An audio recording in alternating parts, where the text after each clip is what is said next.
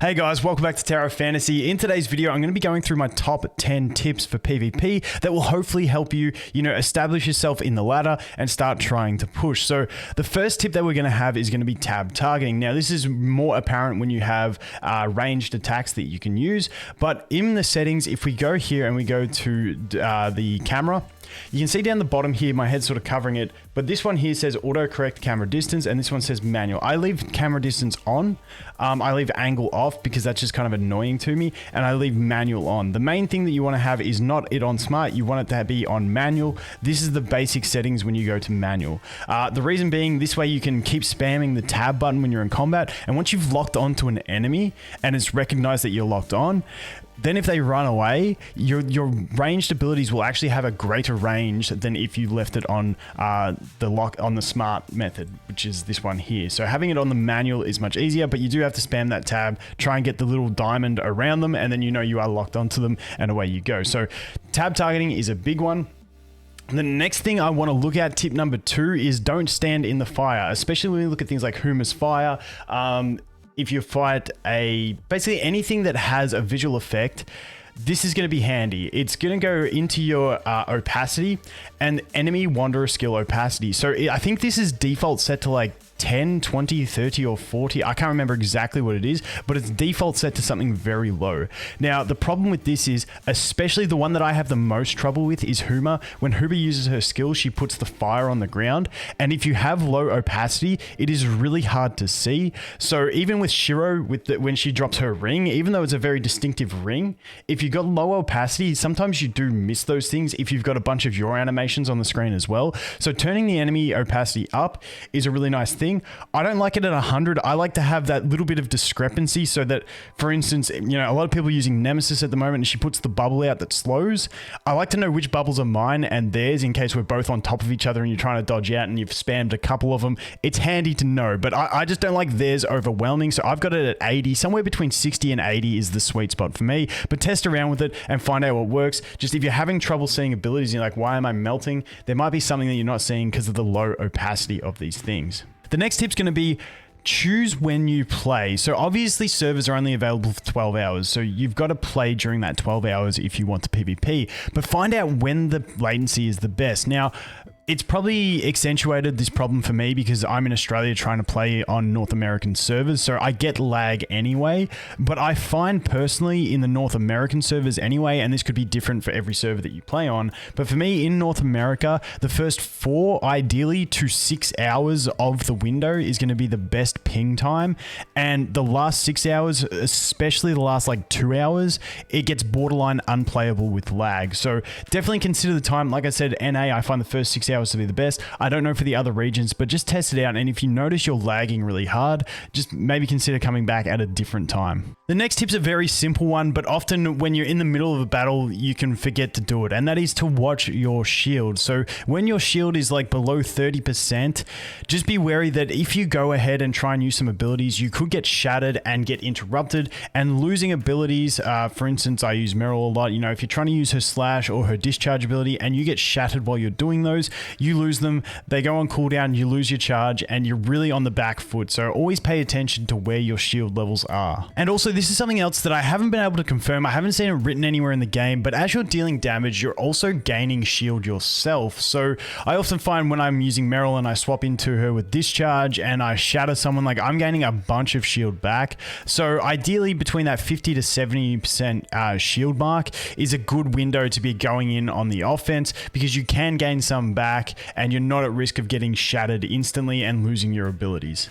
The next tip is going to be always try and set up before you burst. Now, me, I'm a Meryl player, so I'm a scumbag, I know, but the same will apply to basically any main DPS that you use. If you use Crow, you're probably going to want to use the same setup, and if you use any other DPS, you're going to want to have some sort of setup before you burst, meaning you want to have the enemy somewhat controlled so that you can land your abilities. If they're broken, that's fantastic. That's often a thing that I see with enemy Crows, Crows is they wait till they break, you swap to Crow, do their dive bombs, and you're pretty much dead.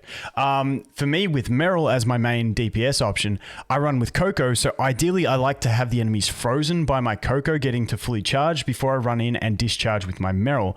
You can do other things, you can use relics to stun them, other things to lock them out, but always before you go into burst, try to lock the enemies out so they can't just walk away from your burst or fly away and just basically negate everything that you were going to do. The next tip, I forget what number we're up to, but this one is going to be that your relics can be used while using other abilities. Now, not all relics, for instance, if you try and use Colossus Arms, you're going to cancel something.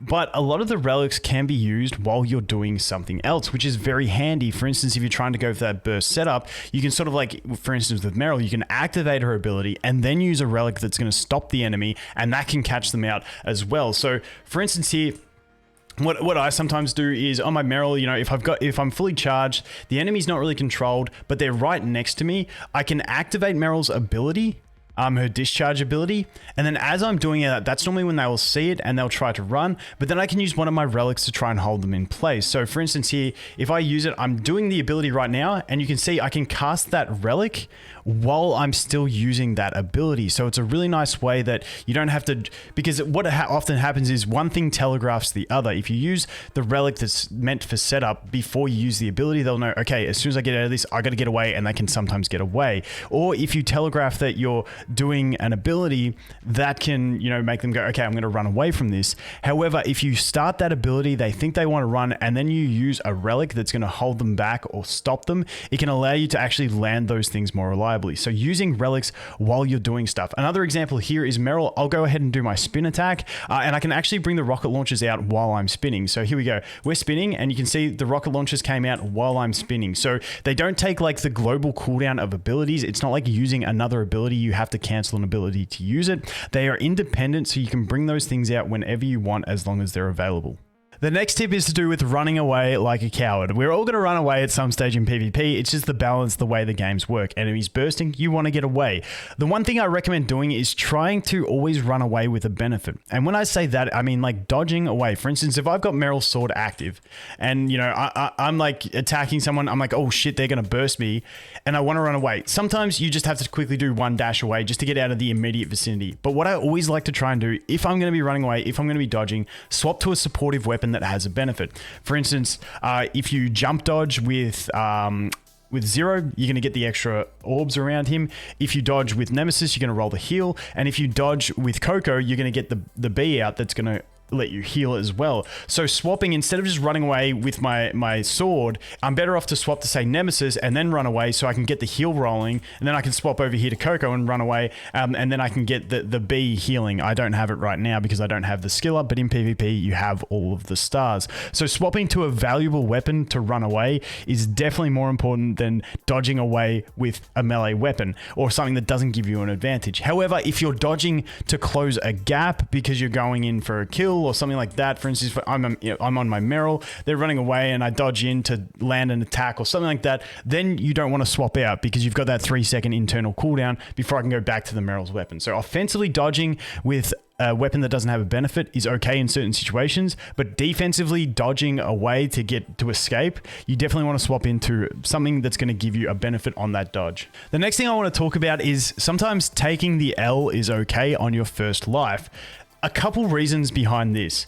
The first one being your buffs and for instance, Nemesis has the totems that come out. If you die, yours disappear. So if you're using a Nemesis ability or discharge ability pretty close to death, without it gonna, get you a win, you're pretty much wasting it because you lose that totem effect. Sometimes you're better off just taking the loss, coming back on your next life, then you have them and you can basically discharge into the enemy, use the ability, and then your totems are there after they die. So when they come back after their second life, they have none of their buffs, they have none of their totems, but all of your stuff is still active, which puts you on the upper hand in the flip around. The other thing is, when you die, after your first death, when you come back, you have 25% increased damage. So that's why you will see a lot of comebacks, like people lose the first round and then win the whole game, because when you lose the first round narrowly, you can come back, you can get set up with your buffs and all your stuff on the field, and then the enemy's going to die and they're going to start from 0 on their second life where you've already got your setup in motion. So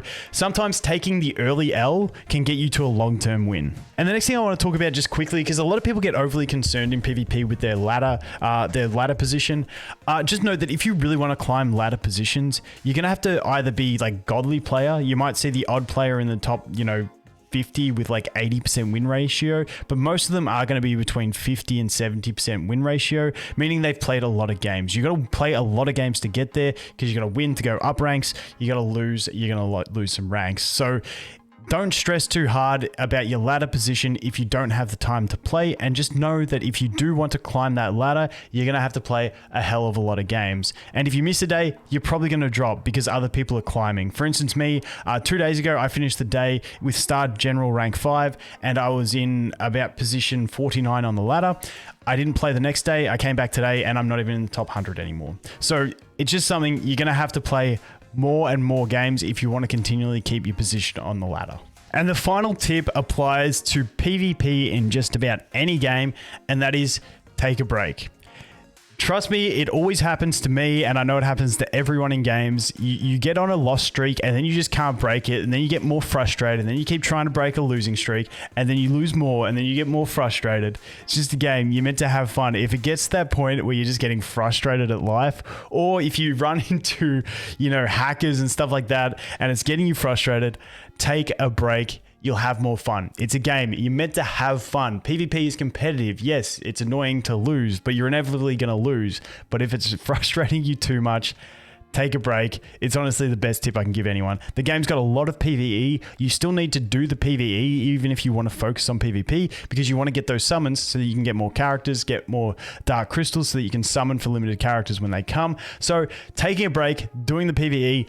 I know for myself, I've let PvE completely lapse for the last 3 days on this account. Basically, since we got PvP, I've gone through 1 day of the story. I'm way behind. So that is something that I have definitely got to get into. So that is going to be it for this one, guys. Like I said, hopefully some of those tips can help you. I'm not the greatest PvP player ever. I'm old. My reaction times aren't as good as what they used to be, but hey, I still have fun in PvP and try and climb as best I can with what I have. So thanks for watching. Hope you have an awesome day, and I look forward to seeing the next one. Cheers.